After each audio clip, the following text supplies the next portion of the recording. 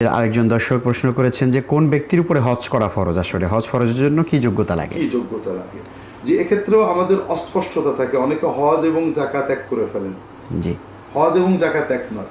হজ যে ব্যক্তি, যেটা আল্লাহ তাআলা বলেছেন ওয়ালিল্লাহি আলান নাসি হিজ্জুল বাইতি মান ইসতাতা ইলাইহি সাবিলা, আল্লাহ তাআলার জন্য মানুষের উপরে দায়িত্ব হলো হজ আদায় করা, যে আল্লাহর বাইত পর্যন্ত যাওয়ার ক্ষমতা রাখে। এখানে বাইতুল্লাহ পর্যন্ত যাওয়ার ক্ষমতা দৈহিক আর্থিক। কাজেই দূরত্ব অনুসারে, যেমন বাংলাদেশ থেকে মক্কা শরীফে যে মাসখানে থাকতে 3 লাখ বা 4 লাখ টাকা লাগে, কারোর যদি এই টাকা থাকে তার নিত্য প্রয়োজনের বাইরে, তার জন্য হজ ফরজ। এটা কেমন? যেমন মনে করেন সরকার নতুন বেতন স্কেল দিয়েছে, একজন এরিয়ার সহ 5 লাখ 4 লাখ টাকা পেয়ে গেল। এই টাকাটা তার জীবনযাত্রার সাথে দরকার নেই, সে একটা জমি কিনে ফেললো অথবা ফ্ল্যাট কিনে ফেললো, তার কিন্তু হজ ফরজ হয়ে গেছে। টাকার মালিকানার সঙ্গে সঙ্গে তার হজ ফরজ হয়ে গেছে। জমি কেনার কারণে হজের ফরজিয়াত কেটে যায়নি, হজ ফরজই রয়ে গেছে, কারণ সে মক্কা শরীফে যাওয়ার ক্ষমতা তার এসে গেছে।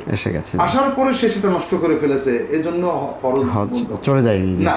এরকম আমরা হঠাৎ করে ব্যবসায় লাভ করেছি, অথবা আমার ব্যাংকে 3 লাখ 5 লাখ টাকা আছে, যেটা আমার জীবনযাত্রায় লাগছে না, আমার উপর হজ ফরজ হয়ে গেছে। অনেকে মোহতারাম ওই দায়ভারটা যেন শরীয়তের দায়িত্বটা যেন আমার উপর না আসে, সেজন্য আবার অনেকে পরিকল্পিতভাবে এটা ওইভাবে ব্যয় করে দেন। না, ব্যয় করলে হজের তো ওই দায়িত্বটা মাফ হবে, কিন্তু হজ মাফ হবে না। মাফ হবে না। এমনকি যদি কারোর কিছু জমি আছে, যে জমির ফসল তার লাগে না, তার জীবনযাত্রার কোনো ক্ষেত্রের প্রয়োজন নেই, অথবা কয়েকটা এক্সট্রা বাড়ি আছে, যে বাড়ির ভাড়া অথবা থাকার জন্য প্রয়োজন নেই, জীবনযাত্রার কোনো জায়গায় তার প্রয়োজন নেই, ওই অতিরিক্ত জমি বা বাড়ি বিক্রয় করেও হজে যাওয়া তার জন্য ফরজ হয়ে যায়। যে একজন মানুষ 2 লাখ 10 লাখ 20 লাখ টাকা পেয়েছে, সে সেটা এক জায়গায় জমি কিনে ফেললো অথবা বাড়ি করে ফেললো, তার যাকাত থাকে না, কিন্তু তার হজ থাকে।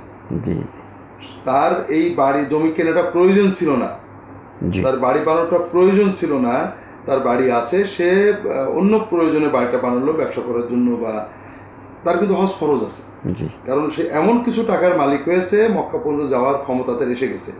আসার পরে টাকাটা সে নষ্ট করেছে, এজন্য তার হজ দায়িত্ব চলে যায়নি। এজন্য হজ ফরজ হবে ওই ব্যক্তির উপরে যার মক্কা শরীফ পর্যন্ত যাওয়ার টাকা আছে। এই টাকার মালিকানা হওয়ার পরে যদি খরচ করেও ফেলে, তাহলে হজ ফরজ থেকে যাবে। সেটা অতিরিক্ত জমি হোক, অতিরিক্ত টাকা হোক, ব্যবসায় এবার 20 লাখ লাভ হয়েছে, অথবা এমন ফসল হয়েছে সারা বছর চলেও 5 লাখ টাকার ফসল বিক্রি করতে পেরেছি, সেটা দিয়ে আমি একটা জমি কিনে ফেলেছি, কিন্তু হজ ফরজ। এক্ষেত্রে সুস্থতার বিষয়টি মোহতারাম, যে মানে আর্থিক সংগতি আছে কিন্তু তিনি অসুস্থ, দৈহিক অসুস্থতা, এটার ব্যাপারে যদি কেউ আর্থিক সংগতি আছে, দৈহিক সুস্থতা এখন নেই, তাহলে তিনি বদলি হজ করাবেন, অর্থাৎ তার হজ ফরজ হবে, তিনি অন্যকে দিয়ে করাবেন, এরকম হাদিস শরীফ এসেছে।